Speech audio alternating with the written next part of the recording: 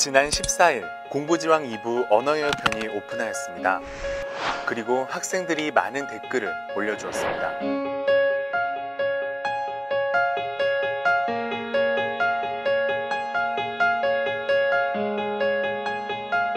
이제 여러분의 마음에 보답하고자 공부지왕 2부 수리영역편이 시작됩니다.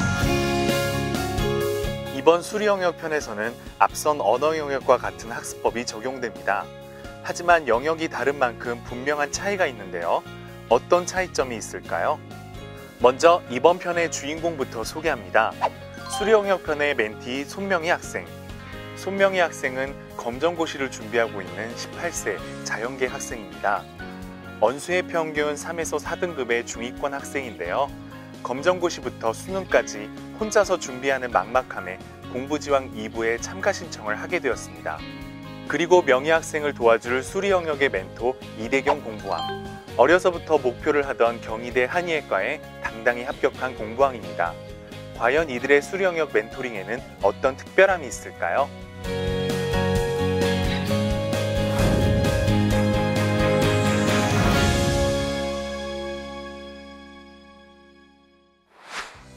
본격적인 멘토링에 앞서 대경 공부왕이 수리학습의 주의사항을 정리해왔는데요.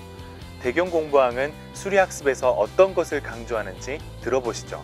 일단 수학 공부의 단계가 개념이나 공식들을 완전하게 학습하고 또한 암기하고, 그리고 그 공식이나 개념들을 쉬운 문제들에 적용하는 연습을 하고, 그리고 그게 선행된 후에야지 응용 문제들이나 사전 문제들을 푸는 게 효과가 있거든요. 왜냐면은 응용 문제나 사전 문제들은 개념들을 여러 개를 융합해서 사용하거나 그 중에 선택해야 될 것을 잘 고르려는 그런 능력이 중요하기 때문에 우선 개념이 쫙 머릿속에 잡혀있지 않으면은 아무리 그런 문제들을 생각해내려 푼다 해도 효과가 별로 없어요. 그래서 너무 처음부터 어려운 문제나 사전 문제들을 풀 필요가 전혀 없고요. 일단 쉬운 문제들을 계속 풀면서 그런 개념이나 공식들을 완벽하게 암기하고 완전히 머릿속에 딱 짜여져 있게 하는 그런 연습이 선행돼야 될 것 같아요. 대경 공부왕이 강조한 것은 다름 아닌 정확한 개념학습. 정확한 개념이 선행되고 문제를 풀어야 효과를 볼 수 있다는 말인데요. 그렇게 말한 이유는 정확한 개념 없이 문제풀이를 하면 머릿속 개념들은 더 꼬이기만 하기 때문이죠. 자, 그럼 대경 공부왕의 본격적인 수리영역 멘토링을 지켜볼까요?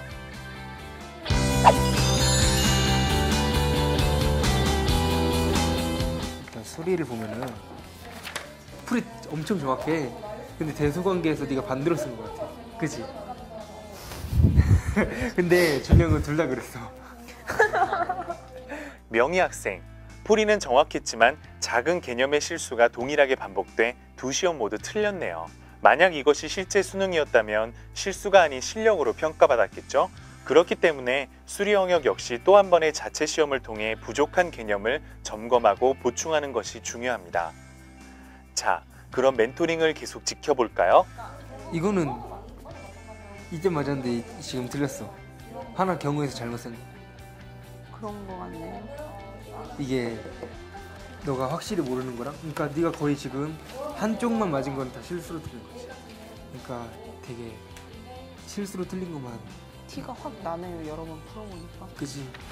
똑같은 거를 여러 번 풀다 보니까 실수를 이렇게나 많이 했구나 그렇게 느낄 수 있어서 고쳐야겠다고 생각도 했고 더 신경 써서 풀어야겠다는 생각을 했어요.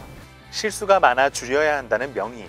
그렇다면 실수를 줄이는 방법은 어떤 것이 있을까요? 나도 실수를 진짜 많이 했어, 재수 때. 근데 내가 한 방법이 이런 경로에서 막 잘 못했잖아. 하나 빼먹었잖아.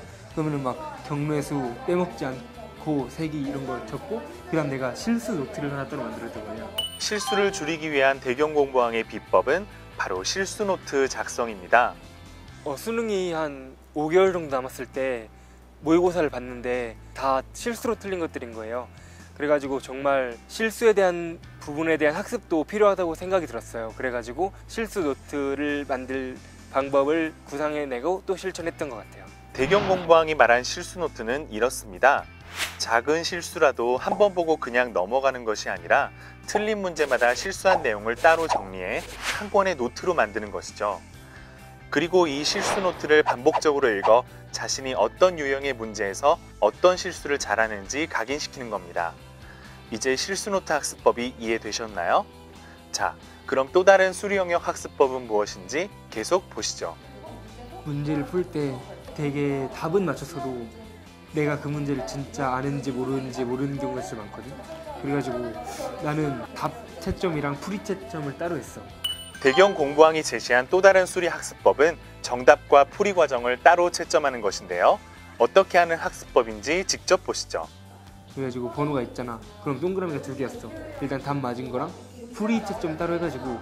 근데 이거 중요한 게 풀이 채점을 하면 어떻게 하냐면은 풀고서 바로 해야 돼. 안 그러면 까먹어가지고 못해. 그래가지고 답지의 풀이가 만약에 더 좋다 그러면은 그거 또 계속 복습하고, 틀린 문제는 당연히 복습하고. 특히 이게 나중에 확률과 통계에서 경우에서 확률이 나오거든. 정분과 통계에서. 여기서 진짜 효과적. 야, 솔직히 이렇게 하면은 시간이 많이 걸리긴 걸려. 근데 개념 쌓을 땐 이게 진짜 좋은 것 같아.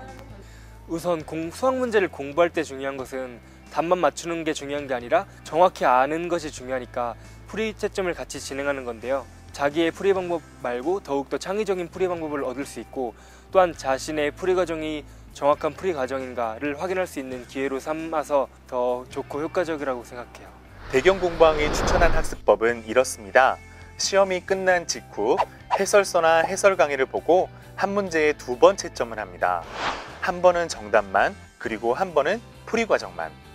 수학의 경우 어떻게 풀다 보니까 답은 맞았는데 정작 어떻게 풀었는지 스스로 잘 모를 때가 있죠. 그렇게 자신의 허점이 발견되면 그 문제에 사용된 개념과 공식을 학습하면서 허점을 줄여나가는 것입니다. 이제 아셨죠? 그럼 계속해서 대경 공부왕의 멘토링을 지켜볼까요? 아 맞다, 하나 더. 그리고 만약에 모르잖아, 진짜 모르겠잖아, 완전 진짜 죽어도 모르겠잖아. 그러면은 일단 답지에 첫 줄만 읽어봐. 일단 그래서 첫 방향만 좀 잡는 거야. 그래도 모르겠다면 2번째 줄까지 읽어보고 생각해보고. 그래가지고 그냥 처음부터 다 보지 않고 조금씩 보면서 방향을 잡아서 너가 최대한 스스로 할 수 있을 때까지 이렇게 점점 이렇게 가리면서 이렇게 짝짝 내려가면서 그렇게 했어.